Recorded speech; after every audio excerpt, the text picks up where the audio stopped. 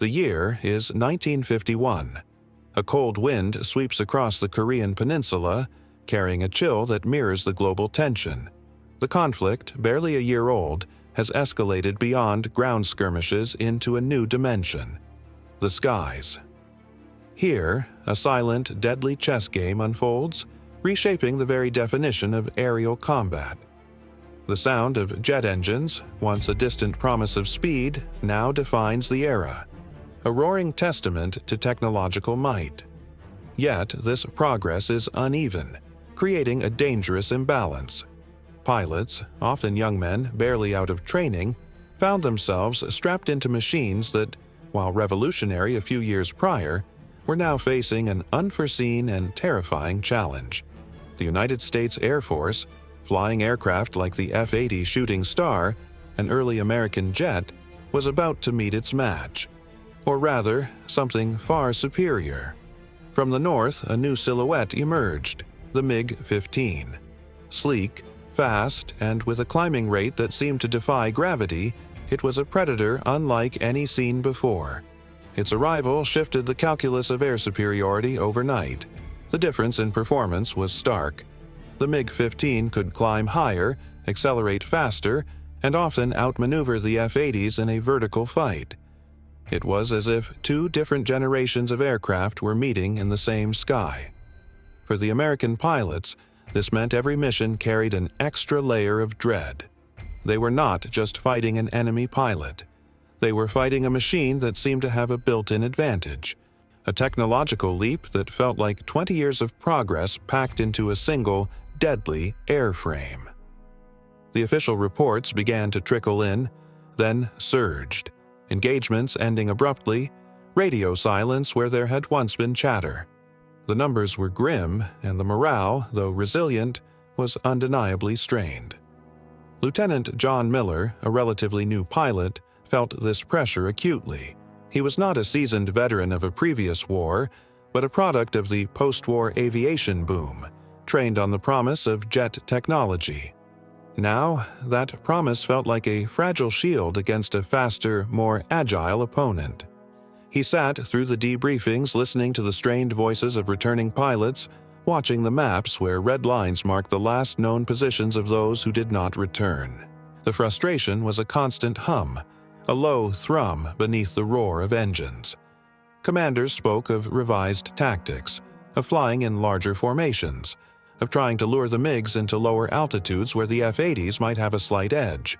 But these felt like stopgap measures, attempts to patch a gaping wound with a small bandage. The fundamental problem remained. The MiGs held the upper hand. Miller was an observer, quiet in the debriefs, but his mind was constantly working. He studied the schematics of his F-80, knew its limits, its strengths. He also studied the reports on the MiG-15, its wing design, its engine thrust, its operational ceiling. He saw the patterns in the engagements. The MiGs would swoop in from above, use their superior speed and climb to dictate the terms of the fight, then disengage just as quickly, often leaving the F-80s struggling to keep up, or worse, leaving them vulnerable. The standard evasive maneuvers, learned in countless hours of training, were proving insufficient against an adversary that could simply climb away vertically, leaving the F-80 stalled and exposed. The feeling of helplessness began to settle over the squadrons. Pilots were told to avoid direct engagement if possible, to focus on their primary missions and disengage when confronted by MiGs. But disengaging often meant turning away, exposing their rear, and inviting the very attack they sought to avoid. Miller saw the fatigue in the eyes of his fellow pilots, the unspoken question of how long they could continue to fly missions with such a distinct disadvantage. The official channels offered no immediate solution, no new aircraft, no sudden technological breakthrough. The bureaucracy, vast and slow-moving, was struggling to adapt to the brutal reality unfolding thousands of miles away. One evening, after another harrowing mission where a wingman barely escaped a MiG-15 attack, Miller found himself alone in the squadron's ready room. The air was thick with the scent of stale coffee and unspoken anxieties. He looked at a blackboard covered with diagrams of aerial maneuvers, lines and arrows depicting textbook evasions. He traced a finger along a sharp turn, then another. He remembered a conversation with an older mechanic about the structural limits of the F-80, the G-forces it could withstand before the airframe began to protest. The conventional wisdom was to avoid extreme G-loads, to fly smoothly, predictably. But predictability was proving fatal. He began to sketch, not on the blackboard but on a crumpled napkin. He drew the trajectory of an F-80, then the intercept path of a MiG-15. He considered the energy states, the speed versus altitude. The problem, as he saw it, wasn't just about speed, but about geometry, about breaking the enemy's attack vector. He thought about the forces at play, the centrifugal force in a turn, the lift generated by the wings.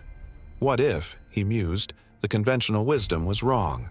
What if the answer lay not in avoiding the extreme, but in embracing it, in pushing the aircraft to an absolute, terrifying limit? The concept was rudimentary, a whisper of an idea. It involved a turn so sharp, so sudden, that it would momentarily defy what was considered safe or even possible for the F-80. It would demand an immense amount of G-force, pushing the pilot to the edge of consciousness and the aircraft to the brink of structural failure. It went against everything he had been taught about conserving energy and flying efficiently. It was a maneuver that, if executed incorrectly, would be catastrophic. If executed correctly, it might just break a MiG's attack. Miller knew the idea sounded reckless, perhaps even insane.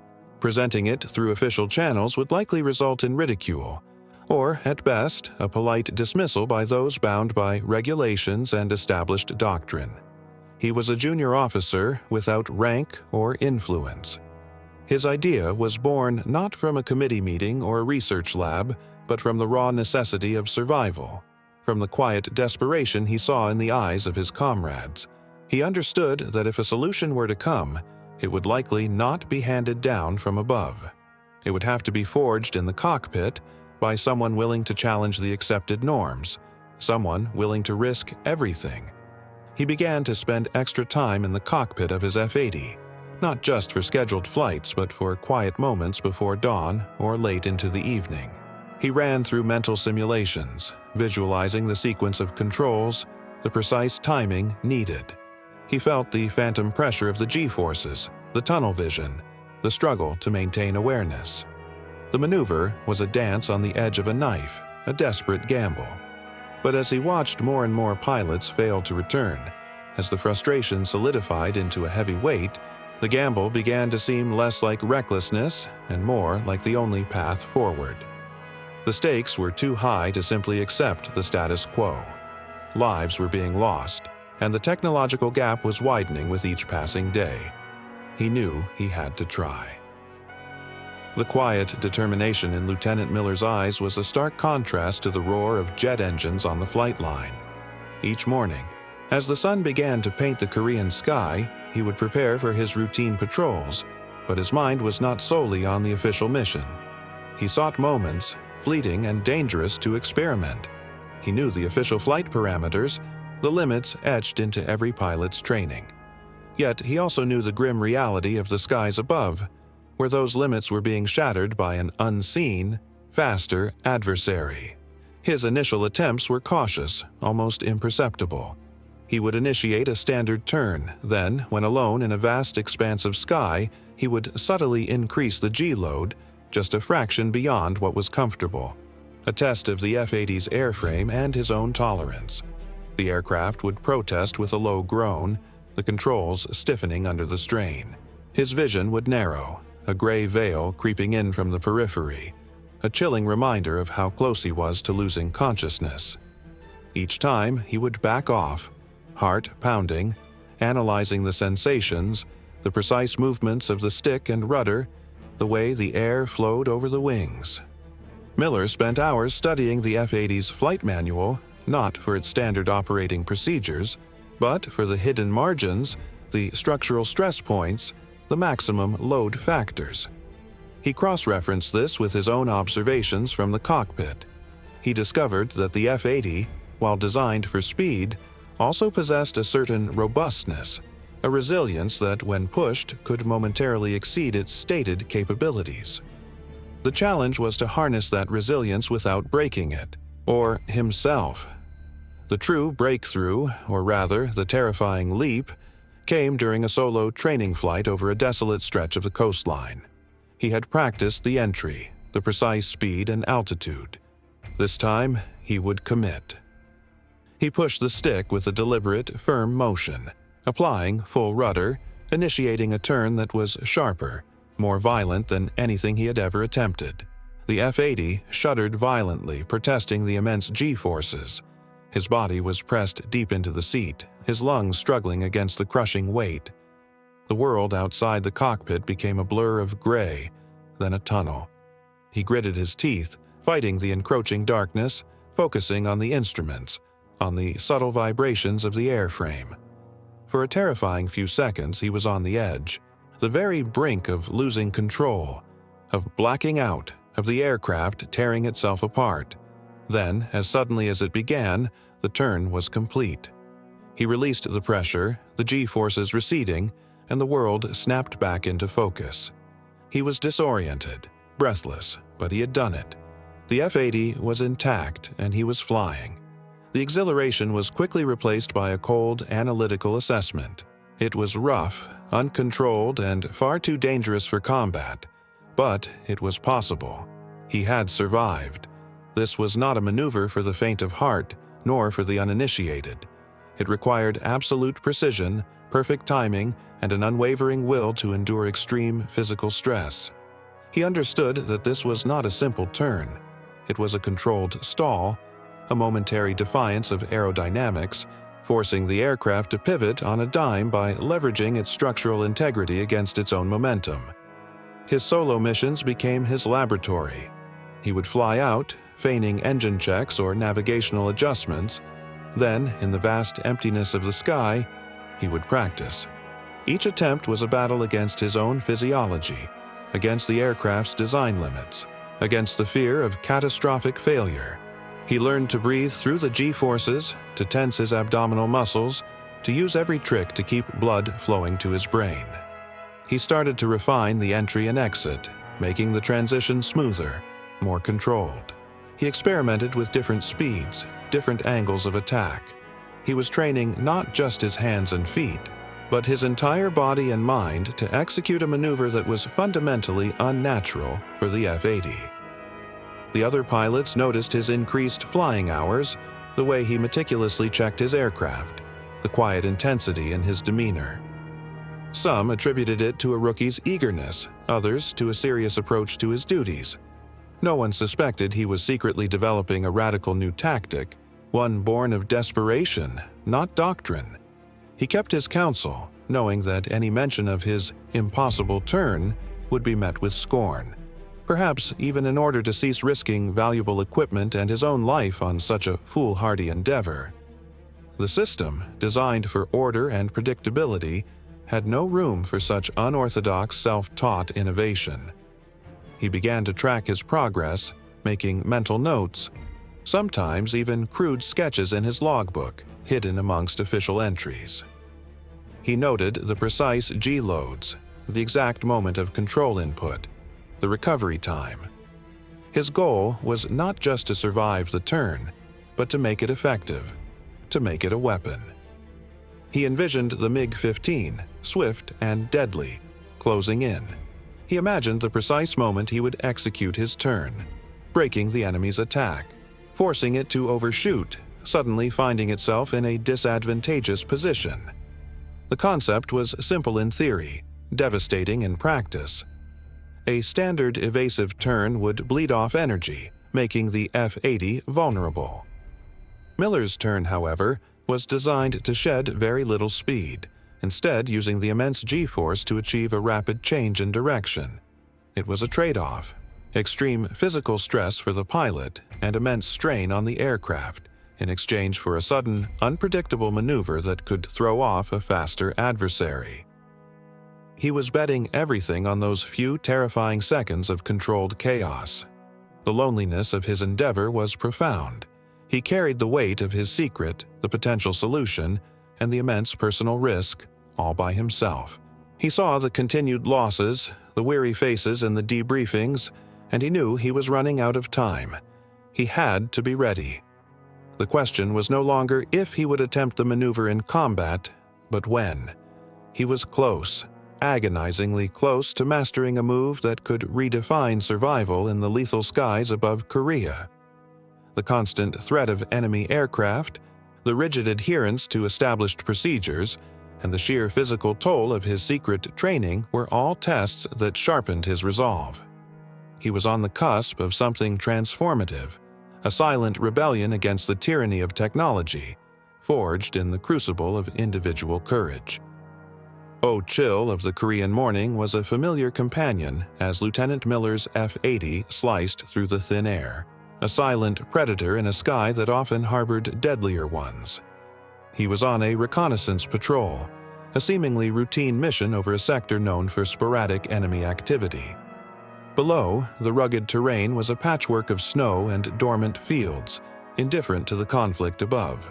Beside him, his wingman, a pilot named Davies, maintained a steady formation, their jets a pair of metallic birds against the pale sky. Miller's mind, however, was not only on the mission parameters. Each turn, each adjustment of the throttle, was a silent rehearsal, a mental rerun of the impossible turn he had meticulously crafted in solitude. The physical memory of the G-forces, the blurring vision, the visceral protest of the F-80's airframe were all etched into his consciousness. He knew the moment was coming, it was only a matter of when. Suddenly, Davies' voice crackled through the intercom, tight with urgency. "Bogey, high 11 o'clock, MiG-15. Miller's gaze snapped upwards. There it was, a sleek, dark silhouette against the distant haze, descending with alarming speed. The MiG's approach was textbook. From a superior altitude, using its immense speed to gain an advantage. This was the moment. The official doctrine dictated a defensive break, a wide turn to bleed off energy and hopefully evade the initial pass, but Miller knew that would only leave them vulnerable, a slower target. He felt the familiar surge of adrenaline, but beneath it, a calm resolve. "Brake right hard," Miller commanded, his voice steady despite the pounding in his chest. Davies instinctively complied, initiating a standard evasive turn. Miller, however, did not follow the standard. As the MiG-15 closed the distance, its cannon fire beginning to trace angry lines in the air behind Davies, Miller made his decision. He pushed the stick forward, then pulled it sharply to the left, simultaneously applying full left rudder. The F-80 screamed in protest, its airframe groaning under the sudden immense strain.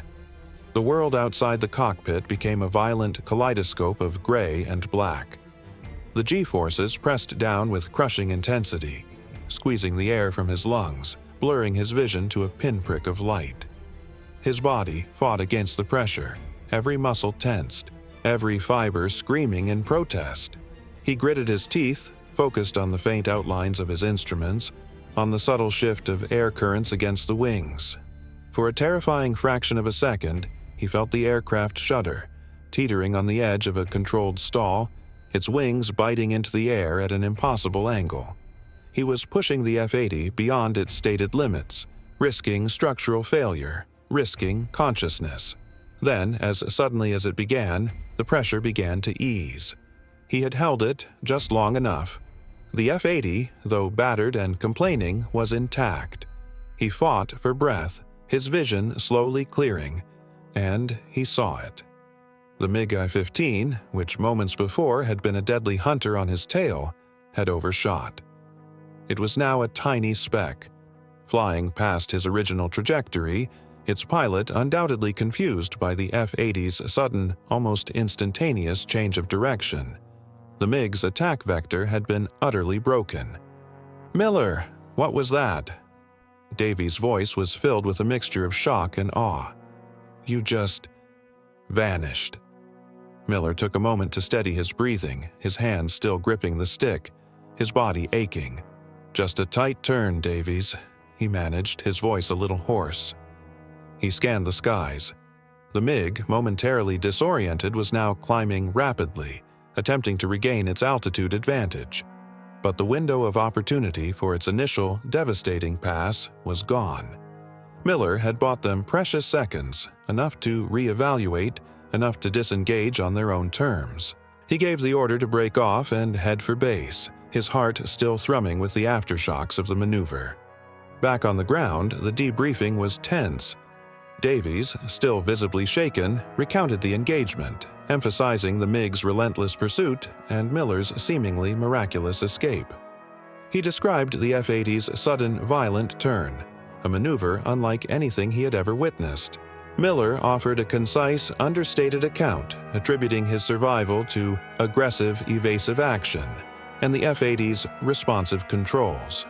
He omitted the harrowing details of the G-forces, the blurring vision, the deliberate push beyond accepted limits. He knew the official channels valued order and adherence to protocol, not individual acts of near recklessness, however successful. His squadron commander, a veteran with a weary expression, listened intently. He looked at Miller, then at Davies, a flicker of something unreadable in his eyes. He didn't question Miller's account directly, but the unusual nature of the evasion was noted. The official report would simply state a successful disengagement from a MiG-15 engagement, a rare victory against the odds. Miller did not seek accolades, nor did he receive any. His reward was the pounding of his own heart, the knowledge that he had survived, and perhaps, just perhaps, he had shown that the F-80 was not entirely outmatched. The story, however, began to spread. Not through official memos or tactical briefings, but through the hushed conversations in the ready room over cups of lukewarm coffee. Pilots who had flown with Davies, or who had heard his account, started asking questions. How tight was that turn, really? They would inquire, their eyes holding a mixture of curiosity and skepticism. Miller offered vague, technical explanations, never fully revealing the sheer audacity and physical toll of the maneuver. But the seed had been planted. Soon, other F-80 pilots, facing similar overwhelming odds, began to experiment. They didn't have Miller's precise calculations, nor his weeks of solitary, terrifying practice. But they had his example, the whisper of an impossible turn that had saved a life. They pushed their aircraft harder, pulled tighter, enduring moments of near blackout, searching for that elusive edge. There were failures, close calls, but also successes. A pilot would return, shaken but alive, reporting that he had pulled a Miller or flown a Korean turn, a new unofficial term for the desperate high-G maneuver that defied conventional wisdom. The cumulative effect was subtle yet profound. The MiG-15 pilots, initially confident in their technological superiority, began to encounter F-80s that seemed to behave unpredictably. Their textbook attack vectors, once so reliable, were sometimes thwarted by a sudden, violent pivot that left them overshooting their targets. The kill ratios, while still favoring the MiGs, began to stabilize, then slowly, imperceptibly, started to shift. The F-80, once considered hopelessly outclassed, was proving to be more resilient, more capable of survival than its specifications suggested. Miller continued to fly, a quiet figure among his peers. He watched as the impossible turn evolved, as other pilots, through their own trials and errors, adapted and refined what he had initiated. He saw the shift in morale, the return of a certain grim determination in the eyes of his comrades. They were no longer simply victims of superior technology. They were fighters, armed with ingenuity and a willingness to push the boundaries of what was thought possible. Years later, the Korean turn would be formally analyzed, its mechanics broken down, its physiological demands studied. It would eventually find its way into flight manuals, a legitimate, if demanding, evasive maneuver, taught to future generations of pilots. But its origins would remain largely uncredited, a testament to the collective ingenuity of pilots in a desperate situation. Lieutenant John Miller never sought recognition, nor did he receive a medal for his innovation. He simply flew his missions, a quiet, observant pilot who, in a moment of extreme urgency, had dared to redefine the limits of his machine and himself. His actions, born of frustration and a fierce will to survive, had ignited a quiet revolution in the skies, a testament to the enduring power of individual courage and ingenuity against overwhelming odds. The spirit of the anonymous hero, the one who does what must be done without fanfare, continued to inspire, a silent legacy etched into the very fabric of aerial combat.